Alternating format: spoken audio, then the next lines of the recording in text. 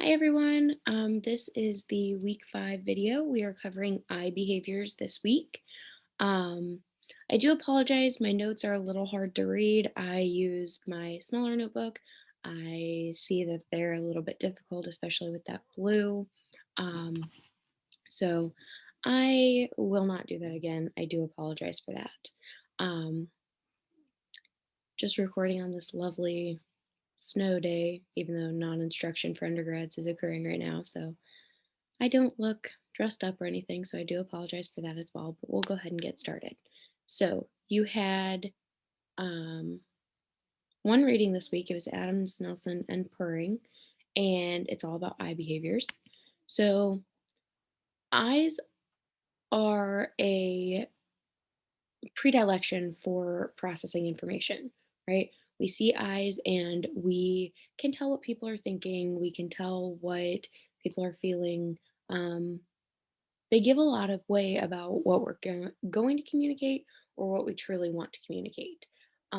Even with our masks on, think about that. We still see the eyes and we're still able to tell emotions that people are feeling. Okay.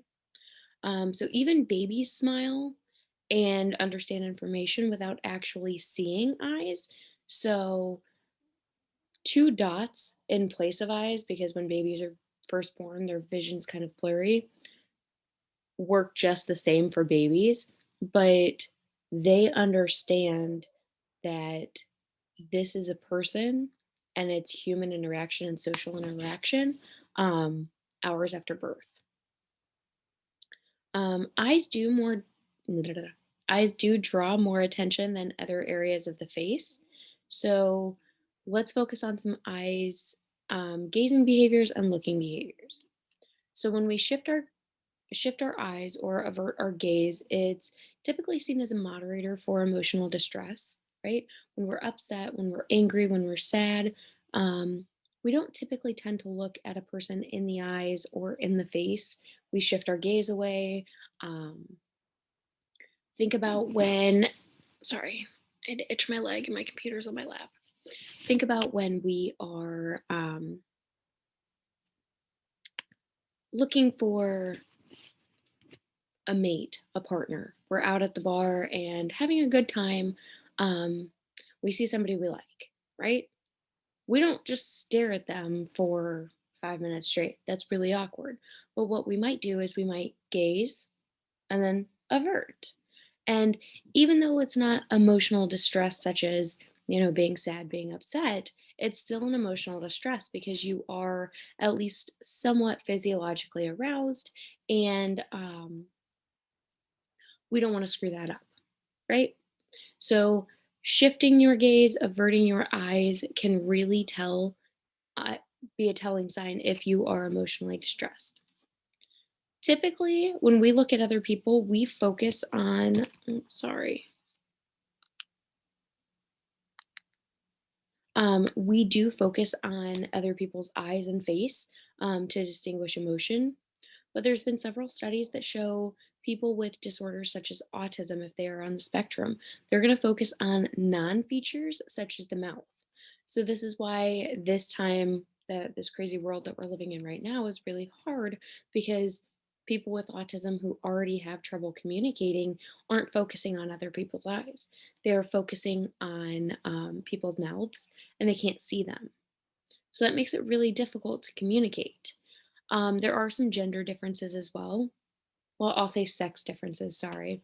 There are some sex differences as well. So women focus on eyes more than men, and this allows them to be more accurate at reading emotion, as well as having quicker reaction times, right? I can tell if somebody's upset based on their eyes, and I can react quicker. That's not to say that men can't do it or men can't be better at it, but typically what is found is women are focusing on the eyes of others more than anything else on the face or body. Okay. Another impact for gaze and averting eye behaviors is culture. And sorry, culture impacts our looking behaviors a lot. So there are display rules: when we can look, where we can look, and how much. um, how much emotion we can show. Okay. So, in our culture, when you're talking to somebody, we generally expect that you're going to give that person eye behavior or eye contact, right? If we're talking, we're having a conversation, you might not stare me in the eyes, but you're going to look away and look back. You're not going to be talking to me like this, where you're right here and I'm right here. I'm not going to be looking off while you're talking to me. And I expect that you're not going to look off while I'm talking to you. That's a sign of respect, is looking at somebody when they're talking to you. But in other cultures, such as in Japanese culture, it is a sign of disrespect when you are looking at somebody who has higher status than you, um, at all. And um, you don't want to be seen as disrespectful. So we tend to look down, look away, because we don't want to be disrespectful. I say we like I'm a part of that culture. I'm sorry, I'm not. Um, I just know some things from my time when I studied abroad there. Age can also impact our eye behaviors and where we're looking at eyes. So, younger adults tend to look at the eye regions more than older adults, and this could be due to appropriateness, but we're not sure. Um, it's also kind of thought, and it didn't say this in this reading, but I read it in another reading that I had done. Um, our eye behaviors, older adults tend to stare more because they're looking at more than just the eye region. So, um, older adults might be in the mindset that tattoos are not appropriate and they show their disdain by staring. Sorry, I had a little bit of a coughing fit. Um, so it could be a thing of disdain. It could also be that there's much more going on. They're not looking for possible companionship or friendship or anything like that. So they're staring at the total picture rather than just the eyes. Or it could be that they just don't care. So lots of different reasons. Motivational influences are also things that are going to tell who's going to use eye behaviors or gaze more.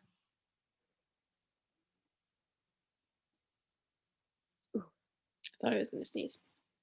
Um, so viewing people's faces and eyes to be the same versus other, and the article brought up race faces.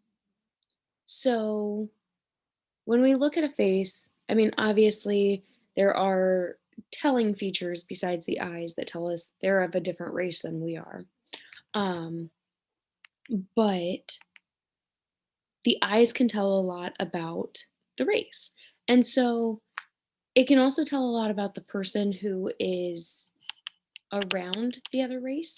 So we don't want to appear judgy or prejudiced. So we shift our gaze quickly. We might come back, but we shift our gaze quickly. We tend to stare at our own race more than other races. And this could be some predetermination. This could be some amounts of prejudice.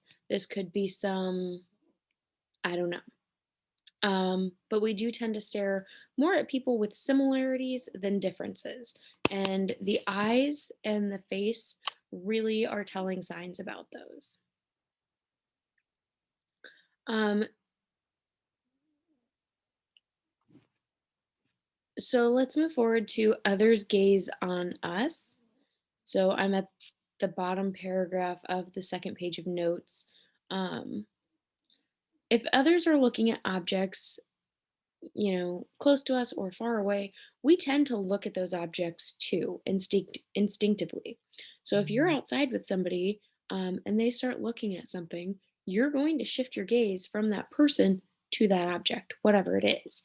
And we do so instinctively. It's not necessarily, oh, this person's doing it, so I want to do it, right? It's more so, this is what my body is naturally telling me to do. If they're looking at us, we have more of a decision to make. So we can decide to gaze back at them, or we can decide to avert our gaze. And this is an approach versus avoidance stance, right? So, approach, I mean, we can physically walk up to them and start talking to them, but we can also approach them with our eyes. So we can decide to gaze at them or not gaze at them. We can also avoid by not reciprocating. So I completely walk away, I turn my chair away, I turn my face away, I avoid them. I don't want this eye contact, right? Think about what you do when you're out in public and somebody that you're just really uncomfortable around starts staring at you. Do we go up to them? No, typically not. Now, there are some times that we'll look at them and we'll be like, "What do you want?" Right? My favorite thing when I was an undergrad, and I don't recommend doing this. I I worked most times, but I don't recommend doing this. Um, People would stare at me, and that's not to say that this happened all the time because it didn't. People just didn't stare at me, but they would look at me, and if I was uncomfortable or I would start to feel weird about it because why are you looking at me? I would just look at them and go, bye, really loud. And they would get the picture and like walk away. I don't recommend doing it though, because there are times when they will come up and talk to you and be like, why would you do that? Blah, blah, blah, you know, but it's a good avoidance trick if you need one. So others, when they look at us, signals relevance and attention from them. So it helps with face memory. We can start to remember their face. They will also start to remember ours and social categorization. This is where we can start differentiating. Okay, this is a different person than this is. This is my mom. This is just some woman, right? So we get that attention. We feel relevant to them. We begin to remember their face and we categorize them, right? And this can be done with romantic interests as well as family. This also starts to signal immediacy or psychological closeness, right? You're looking at me. You've done this quite often. I feel close to you. I feel important to you. I feel like I have your attention. You have mine as well. So we feel psychologically close to one another. And then this can also signal social status, right? This one person is stared at a lot. Maybe they have high social status. So it begins the topic of thinking about social status as well, all based on others looking at us, others' eye behaviors, and our own eye behaviors. Okay. And then finally, I want to end with theory of mind. Now, there is much more to this reading, and you will need to go through and understand it. But these are some of the main points that I thought were really telling throughout the whole article, such as themes that you needed to know. So I'm going to end with theory of mind. Theory of mind is the human capacity for empathy and understanding of others. Okay, so human capacity for empathy and understanding of others. How much can we actually understand from a person's eye behaviors, their gaze? How well do we have feelings for them or feel for them, right? Because empathy is feeling for them, like walking in their shoes, not feeling sorry for them, right? So we're with you, we're here for this. That's empathy. Sympathy is I take pity on you, right? Um, so how much do we feel for them? And really think about how does this apply to eye behaviors, gazing, and communication overall, right? Drag that into your discussion posts. Why do we care about what the eyes are saying to other people? And then beyond that, think about how does this impact your organization, your eye behaviors? Think about when you talk to your boss next. Are you supposed to give them eye contact? Do they not want eye contact? Um, do you have cubicles? Do you have offices? Are you working from home? Um, do you have to Zoom? How does that impact your eye behaviors? Right? Just a little tip and trick that I've learned along the way. If you're using Zoom, when other people are talking, look at the actual screen so it looks like you're looking at them, like in their general direction when talking. But when you are speaking, look directly at the camera because that makes it look like you are zeroing in on focus. So, just something to help if you have to use Zoom. All right, as always, that's where I'm going to end. So if you have any comments, questions, or concerns, please do not hesitate to reach out. That survey is still up, so if you have a chance, go ahead and take a look at it. It's 3 questions. I think it's just to gauge where y'all are at because we're starting to get to that midway point, and I'd rather improve on things that you think I need to improve on before midterms. Um, but yeah. Have a great week and don't hesitate to reach out with any questions, comments, or concerns. All right. Bye.